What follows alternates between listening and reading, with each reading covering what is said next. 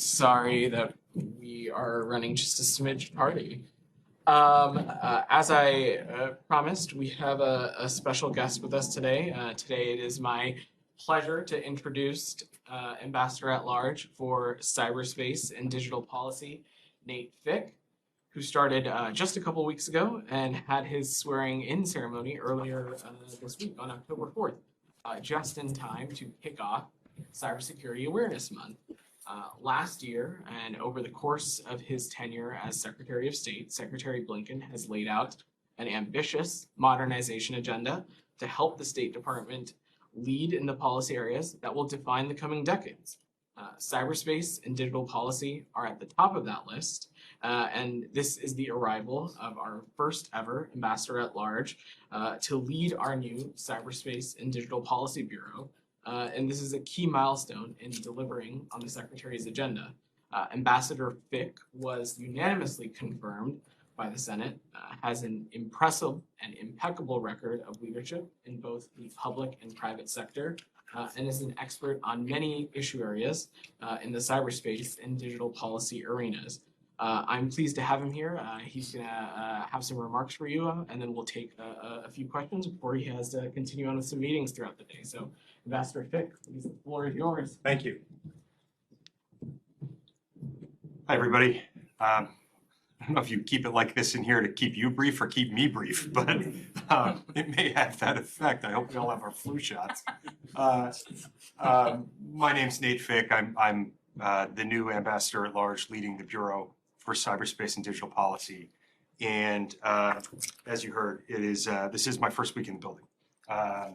So I will play the new guy card shamelessly. I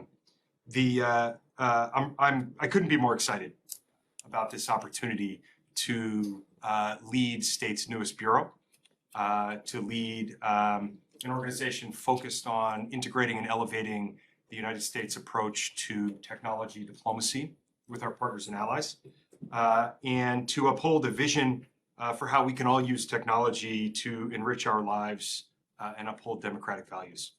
I bring to this some personal, visceral convictions. I was a Marine earlier in my career after college. I served in Afghanistan right after 9/11 and in Iraq in 2003, and witnessed firsthand the costs when diplomacy fails. And so I have, again, a strong visceral conviction in the intrinsic value of diplomacy. I believe diplomacy should be our tool of first resort in all things. And cyber and digital policy is the next frontier of diplomacy. It's not a silo. It's not a set of issues limited to any one bureau. This is a substrate that cuts across every aspect of our foreign policy. And Secretary Blinken and Deputy Secretary Sherman have made clear that that's the case, that cyber and digital policy isn't the work of only one bureau. And we need to make an understanding of digital policies a core piece of the department's work and a core tool in the kits of our diplomats at every level. So to succeed, we need to communicate what we're going to do in the public. And so I am glad to have this opportunity to begin to talk with all of you on my fourth day here. So I look forward to finding new ways to highlight how we're advancing this mission. And I'll give you just one example from my first 10 days here of how cyber and digital issues are already shaping the work of U.S. diplomacy.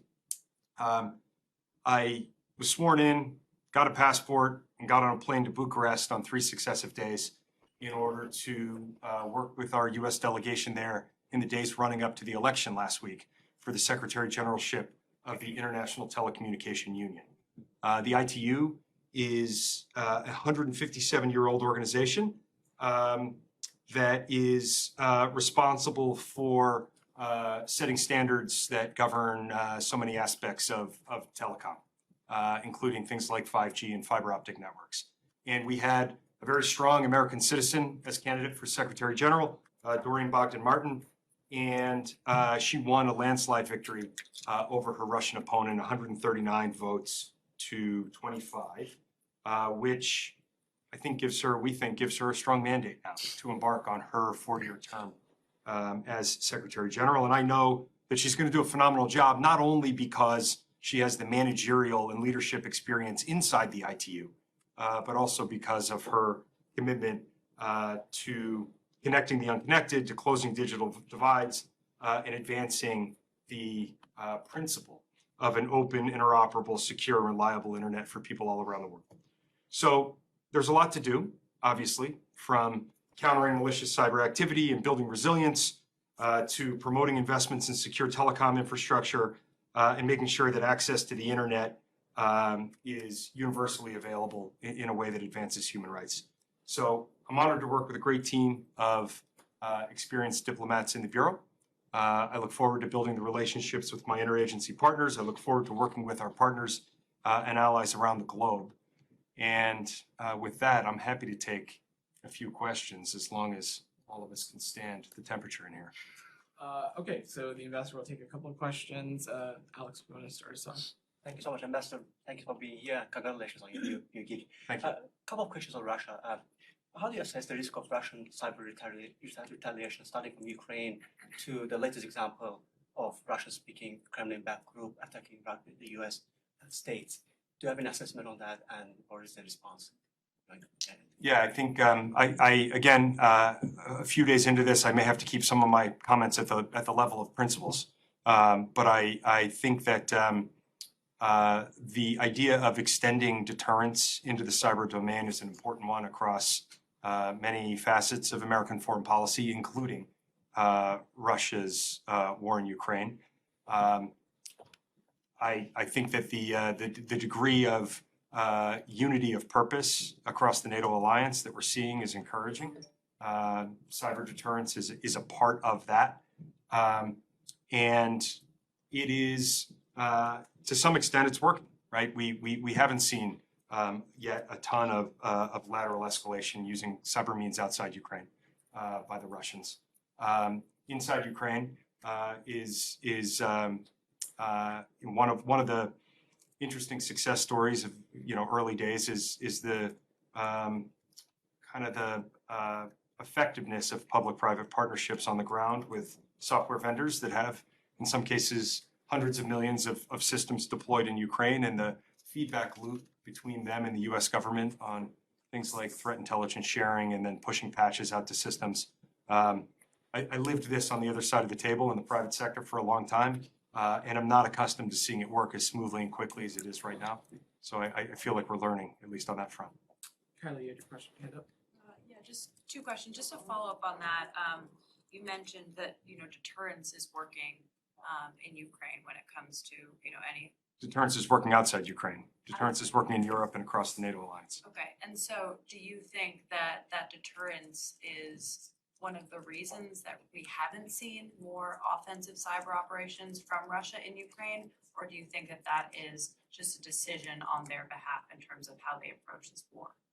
So again, Kylie, with apologies, kind of at the level of principle, since I'm pretty new, I think that there is a robust deterrence framework that's part of the NATO alliance, and I would attribute that, at least in part, for why there haven't been widespread Russian cyber attacks outside Ukraine. Inside Ukraine, I think that there actually has been some meaningful degree of malicious Russian cyber activity, at least that they've attempted. And I think that one of the reasons that it hasn't had the impact that the Russians hoped it would have is because of this tight feedback cycle that's happening between the software vendors and hardware vendors who have stuff deployed in Ukraine and their partnership with the U.S. government and the Ukrainian government and NATO to convey that to accelerate that feedback cycle. And just one more question when it comes to U.S. offensive cyber capabilities and operations. Are you pleased to see this administration working on what appears to be reining in the reining in those cyber operations and the levels of checks that they have to go through on the US side before they're actually able to be carried out so that the State Department has more visibility? I think that cyber operations are an important tool of national power. I think that getting in any of the details on that topic right now is a little bit beyond my scope in the first few days. Raj? Thank you, Ambassador, and congrats. What role can your bureau play in getting internet access to the Iranian people? Or is there anything that your bureau can do with private companies or anything to get internet access to the Iranians? I think I hope that there's going to be a lot that we can do from an advocacy standpoint globally to advance our belief that the internet is internet access to reliable, secure information is something that every human being on Earth should have. It's one of the principles that Doreen is fighting for, as will fight for as Secretary General of the ITU. I think there are a lot of ways that we can operationalize that. And under my leadership, I hope the Bureau will be a strong advocate for it. Saeed and then Nate. Very quickly, congratulations. How does deterrence work? I mean, we know how nuclear deterrence works. Like this country has so many weapons, Sure. has so many weapons and so on. But in this case, what do you show them? Like you shut off some of your adversaries' facilities and so on to show your capability in terms of deterrence? I think that there's the old adage that history doesn't repeat itself, but it rhymes. I think that everything that we learned about nuclear deterrence over the course of the Cold War doesn't translate perfectly into this domain, but it does rhyme. Some of the principles remain the same. There are unique challenges around attribution.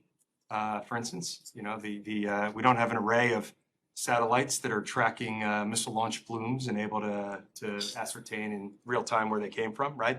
That's not how this domain works. When you're talking about a cyber attack that's bouncing through, launched by one country and bounces through servers in 6 other countries before it hits its target, it becomes a more challenging problem. But again, I think that some of the principles that have served us well in history will continue to serve us well. Principles like proportionality, principles like non-combatant immunity, principles like stating that it may not be only cyber retribution, right? That deterrence, real deterrence, requires marshaling every ounce of our national power, informational power, economic power, diplomatic power. So, Nikki, go ahead. Thank you. Congratulations, Ambassador, and thank you for the briefing. As the U.S. midterm elections are approaching, what are you seeing from Russia, China, and Iran as far as cyber campaigns targeting on the midterms? And are you seeing other countries or non-state actors that are causing concern? Thank you. So this is going to be a very near-term priority for me, working with our interagency partners to maintain the security of our elections and the elections in our allies and partners. But I'm not far enough along to have more to say about it yet. The investor's got time for one more question. Yes. More. Abby, go ahead. How confident are you in the security of the State Department's own systems, and will you be undertaking any effort to improve the security here? So my wife asked me how many days it would take before somebody at the department asked me to fix their printer. And I guess the answer is 4. Our office is not part of the CIO or the IT shop at the State Department. And so I just don't have any granular sense of the security of the department's own networks. I'm sorry. Thank you so much, everybody, and thank you, Ambassador, for joining us Okay. today. We appreciate it. Thanks very much. Okay.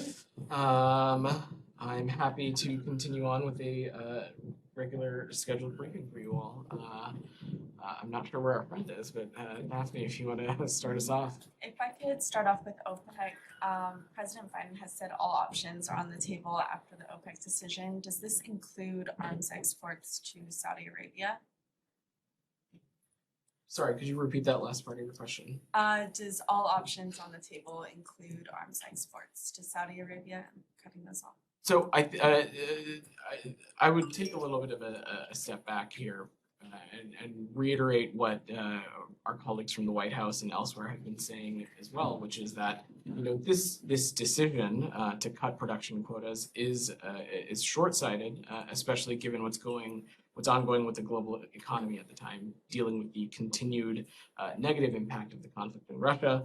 Obviously, if there's a price increase as a result of OPEC's decision, it will particularly hit low and middle income countries. And yesterday's announcement is a reminder of why it's so critical that the U.S. Reduces its dependence and reliance on foreign sources of fossil fuel. And with the Inflation Reduction Act, we are making a historic investment here at home to accelerate the clean energy transition as well. Can you say any more about what options the U.S. is going to look at to respond to this decision? I'm not going to preview any specific options here. As you've heard many from across the interagency say, there's continue to be a number of tools in the president and the administration's tool belt. Of course, the Strategic Petroleum Reserve release, which the statement from NEC Director Brian Deese and NSC Director Jake Sullivan yesterday alluded to. So there continue to be a number of options on the table. And just a technical question, is MBS welcome in the United States? Pardon? What do you mean? MBS Mohammed bin Salman welcome in the U.S.? Like, is he able to travel to the United States if he wants to? I know visa records are confidential, so I don't have anything to offer on that specifically. So I don't have anything else to offer on that right now.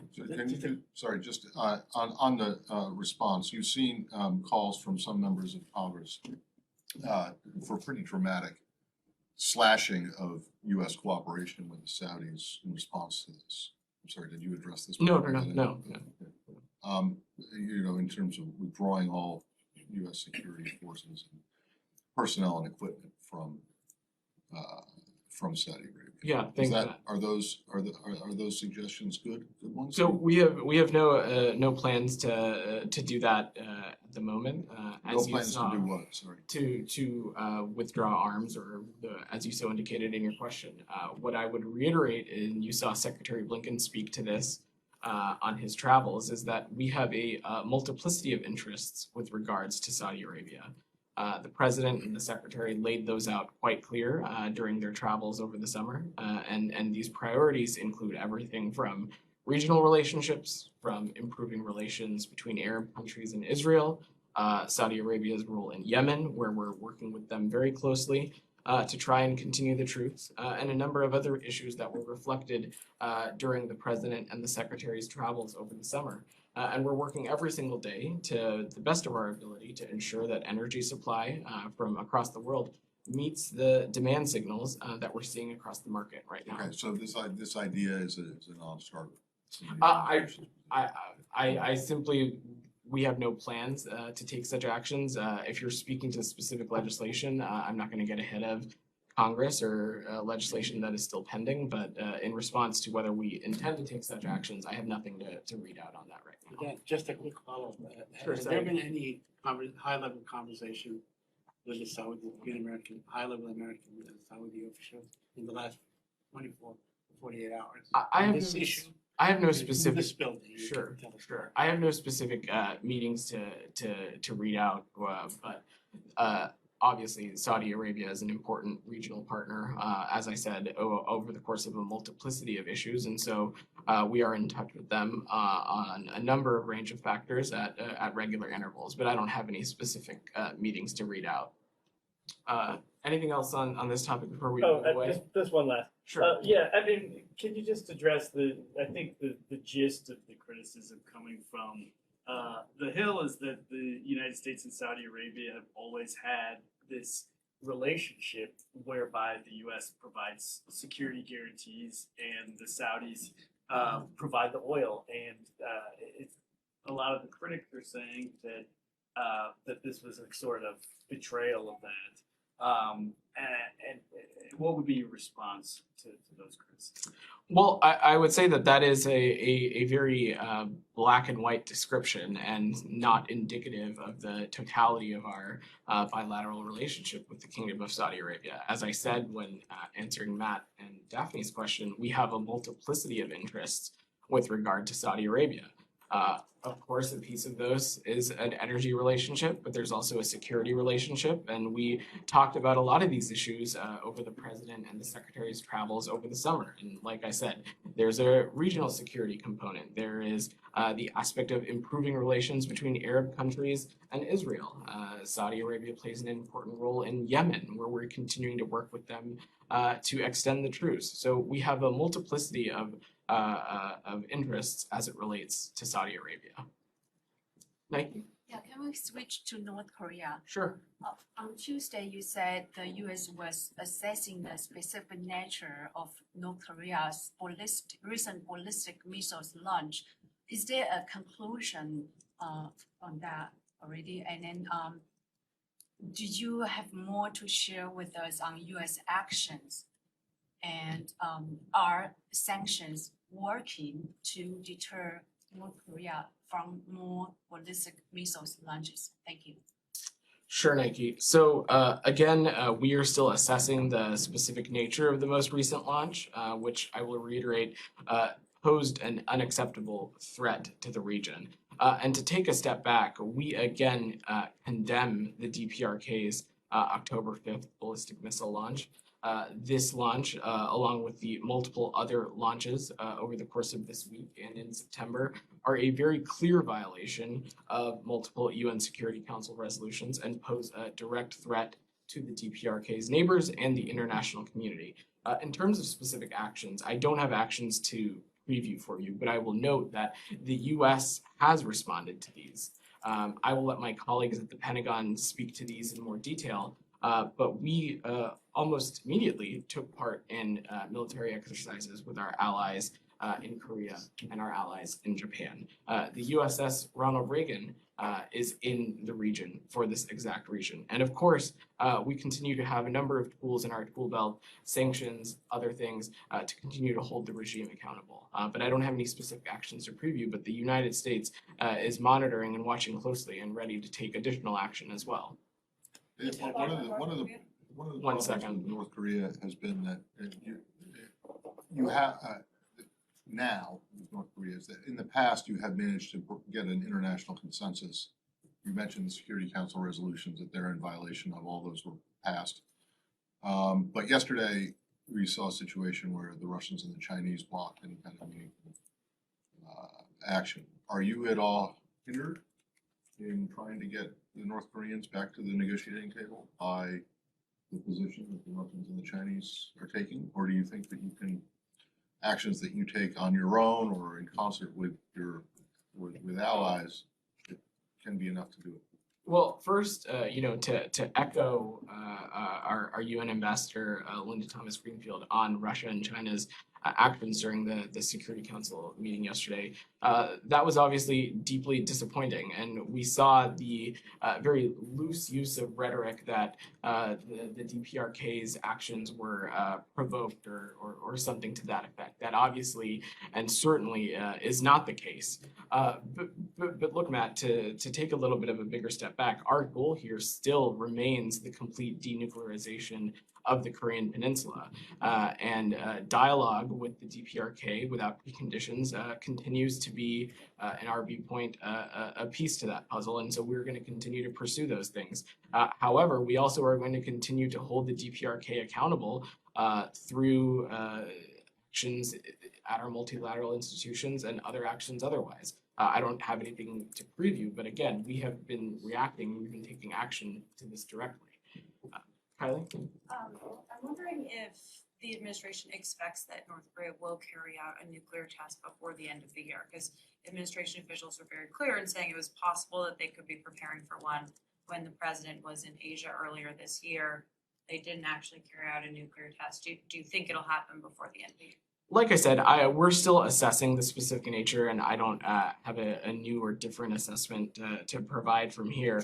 But I think the bigger thing is that we again condemn these very destabilizing and unsafe actions that we're seeing come from the DPRK over the course of this week. And just one more question. Sure. Do you think that this incredibly high number of missile tests this year could be a tactic by North Korea to try and get you guys to pay attention and actually engage in talks? Well, we have continually at almost every interval in which this question has come to Ned or myself or others from the State Department, even non-spokespeople, we've been quite clear that we continue to affirm that dialogue with the DPRK without preconditions continues to be a tenet of our approach when it comes to the denuclearization of the peninsula. So the offer is out there. Anything else on the region before we move away? Follow up on that. Abby, go ahead. But given the escalation, obviously, and what's been happening in recent weeks, is there any consideration of reevaluating the policy, the strategy that you have been undertaking, and perhaps looking at a higher level, offering a higher level meeting that had taken place in the past administration? I don't have any meetings or any kind of engagement like that to preview, but I will, to the top of your question, our position on diplomacy and dialogue as it relates to our goal of the complete denuclearization of the peninsula has not changed, and that continues to be very much on the table. Anything else on the region before we move away? So on meetings, speaking of meetings, reports from South Korea is saying that the US, Japan, and South Korea have agreed to have a trilateral meeting in Tokyo this month.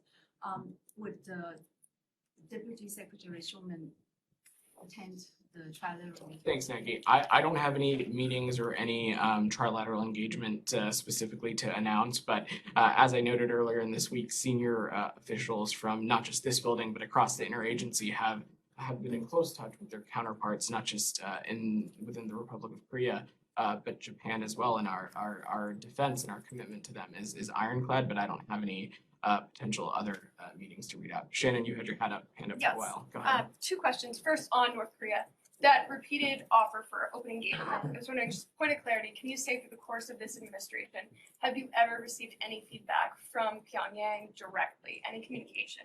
And second, the CIA reportedly began distributing compensation to victims of Havana syndrome in August. We know the State Department is engaged in a similar program. Do you have any updates on that rollout? Sure. Let me take your first question first. So again, I'm not going to read out specific diplomatic engagements or specific back and forth, but at every interval, we've made clear that dialogue without preconditions continues to be our belief and frankly our priority.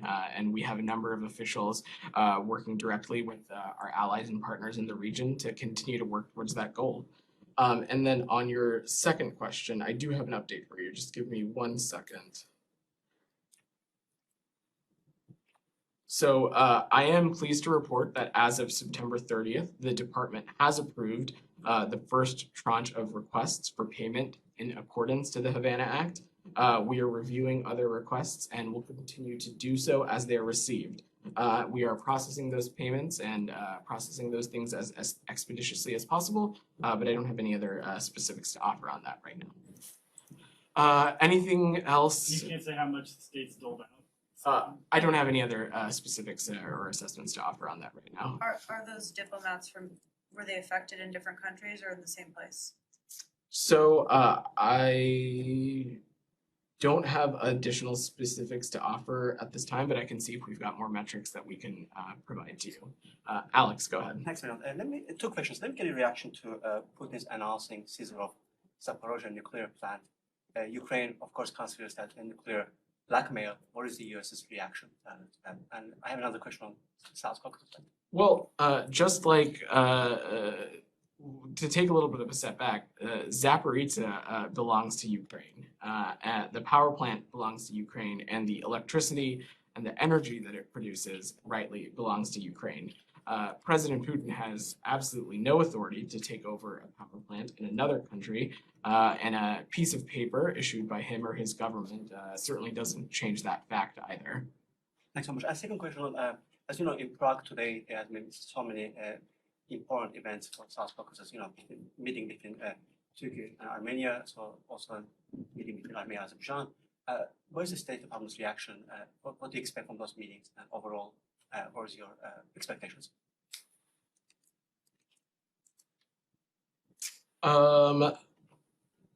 So I actually, I'm gonna have to follow up with you on that one and get back to you. I thought I had an update, but I am mistaken. As Azerbaijan? Hold on, let's stay in the region. John, you had your hand. This interesting AP story that came out that 2 Russians fleeing military service take boat to reach remote Alaska Island and seek asylum in the United States. Any reaction to these asylum requests by the 2 Russians? We're aware of those reports, but I would refer you to DHS, which is responsible for managing arrivals at U.S. ports of entry. I Saeed? want to change topic. Sure. Well, Oh, sorry, go ahead. but this gets back to the question that had been raised in a hypothetical sense. Would the United States, and you guys have a role, because people don't necessarily have to show up on the remote Aleutian Island or even any place in the US, they can go to an embassy and request asylum. So what's your understanding? Is fleeing conscription, a Russian fleeing conscription from an unpopular war grounds for asylum? That would be for the Department of Homeland Security to because determine the which State Department- adjudicates these requests. Yeah, Matt. once they get here, yes, they did. But you guys have to make an initial decision if someone shows up in an embassy. So these people didn't show up in an embassy, right? They showed up on Atu or something like that, some Aleutian Island. But presumably there will be others who may seek asylum in embassies and consulates in Europe. So there must be a policy, an administration-wide policy that would apply to state and DHS about whether this is legitimate grounds for granting asylum, to claim asylum. On the adjudication of asylum, wherever it originates, that is ultimately a DHS decision. As you note, there are a number of legal pathways to ultimately get status in the United States. Some of those equities are within the State Department, others like the refugee programming system that falls within state. I don't have any new assessments to provide, but the adjudication of asylum claims happen on a case-by-case basis, and they live in the auspices of the Department of Homeland Security. Said. Thank you. On the Palestinian issue, earlier today, the Israeli army raided a village called Deir al-Hatab, eastern Nablus. They killed a young man, 21-year-old. But they also injured 2 Palestinian journalists, 2 with the Palestinian TV, Mahmoud Fawzi and Raisa. Are you aware of the situation? Although they were dressed in clearly marked dress markings. Yeah, thanks for your question, Saeed. So this administration has not shied away from voicing support for the freedom of the press and the ability for journalists to freely exercise that right without fear. We urge Israelis and Palestinian officials to work cooperatively to lower tensions and emphasize the importance of maintaining stability in the West Bank. Let me just quick follow up on the visa waiver. Can you update us on the status of the visa waiver for Israelis? I don't have any updates to offer on this at this time, but I'm happy to check to see if we have anything we can share. Nick in the back. On Syria, last night U.S. forces conducted a raid there, killing an ISIS leader. That comes weeks after SDF forces did a counter-ISIS operation at the Al-Hol displaced persons camp. So 2 questions. On last night's raid, was there any type of state CT coordination that you can comment on? And then is state concerned still that the Al-Hol camp could be a breeding ground for ISIS? On the first part of your question, I'm not aware of anything, and I would refer you to my colleagues at the Pentagon to speak specifically about the strike. And as it relates to your second question on the prison camp, our assessment has not changed. Geeta, you've had your hand up. Yes, thank you. Vedant, today. Sorry. Go ahead. And that assessment is what? That it could still has the potential to be a source of terror and conflict. Go ahead, Geeta. Thanks. Today, the Biden administration announced the 2nd set of sanctions against the Iranian security forces as it relates to the demonstrations. What is the Biden administration doing on the international level? Do you think it's befitting that the Islamic Republic of Iran has a seat on the Commission on the Status of Women at the UN?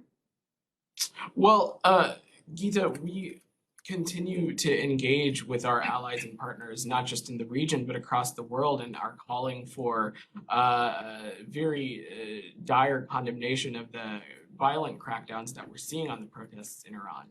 As you so noted, we took action today by newly designating 7 individuals across Iran's government for their role in perpetrating violence against peaceful protesters and their crackdown on human rights. I'm obviously not able to speak to efforts by other countries, but other countries are continuing to take their own efforts to hold the Iranian regime accountable. And we, of course, welcome that. And we are doing so in close coordination and dialogue with them as well. Is downgrading other countries' relations with Iran something that you would consider asking the U.S. allies? I don't have any new assessment or new insight to offer on that. Can I follow up on your own? Sure, Raj, go ahead. So the sanctions, earlier President Biden did announce that there will be sanctions this week. Was the sanctions that we saw today, is that all of those, or will there be more sanctions? And also, how do you measure the sanctions are working, if they're slowing down the crackdown, and is there some sort of, how do you measure that? Well, first, Raj, I of course am not gonna rule in or rule out any potential action. We of course continue to have a number of tools at our disposal to hold the Iranian regime accountable. The actions outlined today were of course a follow-up to President Biden's statement earlier this week. But as it relates to impact, look, what we are seeing is international condemnation and further isolation of the Iranian regime as a direct result of their violent crackdowns on these protests, of their crackdowns on what the U.S. believes are basic human rights, basic dignity for that matter. And so our actions, as well as the actions of our allies and partners, are continuing to have an effect. Abby, go ahead. Different subject. Sure. Do you have any comment on the mass shooting attack that took place in Thailand? So we are deeply saddened by the tragedy in Luang Bang Lapu province, where a shooter took the lives of nearly 40 people, including 24 children. We stand with the people of Thailand, our partners in the region, and extend our deepest condolences to those who have lost their loved ones today. The U.S. is ready to assist our Thai allies in the wake of this horrible tragedy, and we continue to engage with not just our embassy there, but the government as well, and any offer and any assistance that the United States may be able to provide. Do you have any idea what kind of assistance that would be? I don't have any specifics to offer at this time. This obviously just took place earlier today, but it's something we're paying close attention to, and you know, our thoughts and condolences go out to the Thai people. In the back there. Thank you. So President Duda of Poland has suggested in an interview recently that there are ongoing talks with the U.S. about including Poland in the nuclear sharing program. Can you confirm that or expound on that? And also, second, the President Biden seemed to suggest today that he might meet with President Putin in November during the G20, which, you know, would be a pretty big break from current policy. Is that on the cards, and why? If so, why? Okay. So first, as it relates to your question on Poland, I want to take a step back and note that Poland is an important NATO ally in the region. But as it relates to this specific request, we are not aware of this specific item being raised. And I can say that the United States has no plans to deploy nuclear weapon on NATO member territory that had joined NATO post 1997. As it relates to the second part of your question, I will let the White House speak to any of President Biden's engagements. But I think the one thing that you have seen be pretty clear from across the interagency, including from the White House, is that it cannot be business as usual when it comes to Russia. And that has been clear in all of our engagements with our Russian counterparts, that it cannot be business as usual in the wake of their flagrant and unlawful and unjust infringing on Ukraine's territorial integrity and their sovereignty as well. But just to clarify, does the administration still believe that Putin should not be part of the event as long as he wages a war on Ukraine? Like I said, this is not. This should not be business as usual. Our position has not changed. In the back.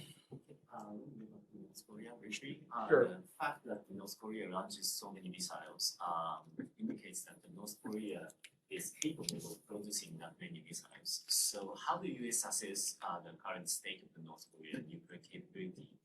And how can we always stop these productions of missiles by itself? Well, I think to take a little bit of a step back, like I said, we are still assessing the specific nature, and I don't have any additional insights to offer on capability. But again, this is a clear violation of multiple UN Security Council resolutions. And we continue to have a number of tools available in our tool belt to hold the DPRK accountable, both through US government efforts, but also continuing to work through our multilateral institutions as well. Go ahead. Yes, on Lebanon, please. Sure. Israel rejected today the Lebanese request to add changes to the draft deal. Does the State Department have any reaction to this refusal? Sure, thanks for your question. So Special Presidential Coordinator Amos Hochstein continues his robust engagement to bring the maritime boundary discussions to a close. And we are in close communications with the Israelis and the Lebanese. We are at a critical stage in these negotiations, and the gaps have certainly narrowed, and we remain committed to reaching a solution, and we believe a lasting compromise is possible. I'm not going to get into private diplomatic negotiations, but again, we remain committed to reaching a solution, and we believe that a lasting compromise is possible. Could I follow up on Go that? ahead, sorry. Very I'll come quickly. back to you. Are you expecting any kind of announcement anytime soon? And will the announcement, I mean, will there be like a ceremony with the American envoy president and the Lebanese or the Israelis, or separately since they don't have any relation? Well, Said, I think we're getting a little cart before the horse, given that I just said that I'm not going to comment on diplomatic negotiations. And while we remain committed to reaching a resolution and having a lasting compromise, certainly I don't have one to announce today. Abby, go ahead. Do you have any comment on the UN Human Rights Council rejecting this US co-sponsored resolution to debate China's crackdown in Xinjiang? And then more specifically, is the US disappointed that Ukraine abstained from the vote? So as you saw, Ambassador Taylor at our post in Geneva put out a comment on this. And to take a step back, we are disappointed that the council was unable to agree to hold a discussion about serious human rights concerns raised in recent independent discussions and assessments by the Office of the UN High Commissioner for Human Rights. It is very clear to everybody based on that assessment of what is going on in Xinjiang, and we're going to continue to remain undeterred in our commitment to defend human rights, and we'll continue to insist that the Human Rights Council can be a meaningful forum and a vehicle to discuss and hold countries accountable for human rights violations.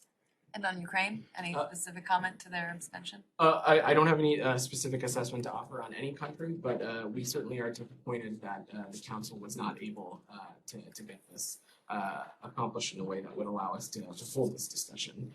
In the back? Thank you. Could you give us with some background on the meeting in between Secretary Blinken and Pedro Castillo in Lima, and what are the main topics that U.S. is bringing to this conversation? And regarding the summit, the OES General Assembly, what the U.S. expect from Latin American countries this summit? Sure. So we will have appropriate readouts for the Secretary's engagement. But since you asked the question, in Peru today, the Secretary will meet with President Pedro Castillo and Foreign Minister Cesar Landa, and their discussion will focus on regional collaboration on a number of issues, migration, addressing the threat of climate change, economic factors like trade and investment, and of course, continued engagement on human rights. As also part of that itinerary, the Secretary will lead the U.S. delegation at the General Assembly of the OAS. He will underscore the United States' commitment to the OAS, and he will chair a summit of the implementation of the review group and will co-lead a migration ministerial on the Los Angeles Declaration as well. Nike. Different topic, if I may, on Sure. Azerbaijan and Armenia. Azerbaijan said that it has discovered what's believed to be a mass grave of its soldiers being killed by Armenian forces. Do you have any comment on that? Thank you. Sure, Nike. Thanks for your question. So we are appalled by the loss of life over the course of this decades-long conflict and extend our deepest condolences to the families of those killed and injured. Many families have suffered and lost loved ones over the course of this conflict, and even as we, through our engagement, try to look through a different future, these families deserve accountability and closure for the losses they have suffered. Perpetrators must be held accountable to reach peace, heal. Accountability is needed, and we continue to support international efforts to promote truth and reconciliation, and we believe that these processes can run tandem with the ongoing peace process between Azerbaijan and Armenia, which they have committed to themselves as well. Go ahead, you had your hand up. Do you have any update on the truth in Yemen? It is something we're continuing to work for. We are deeply concerned that the UN-mediated truce in Yemen expired over the weekend without the parties reaching an agreement on the extension. Quite candidly, Yemeni men, women, and children were receiving life-saving benefits under the truce. And the UN proposal for an expanded agreement would have offered even greater tangible benefits. This is something we continue to be robustly engaged on and continue to work with our allies in the region to work towards, but I don't have any other updates to offer. Do you have any proposal? Not the UN proposal, the US proposal? Again, I don't have any updates to provide. This is something we are engaged very deeply on. All right. Thank you, everybody. Thank you.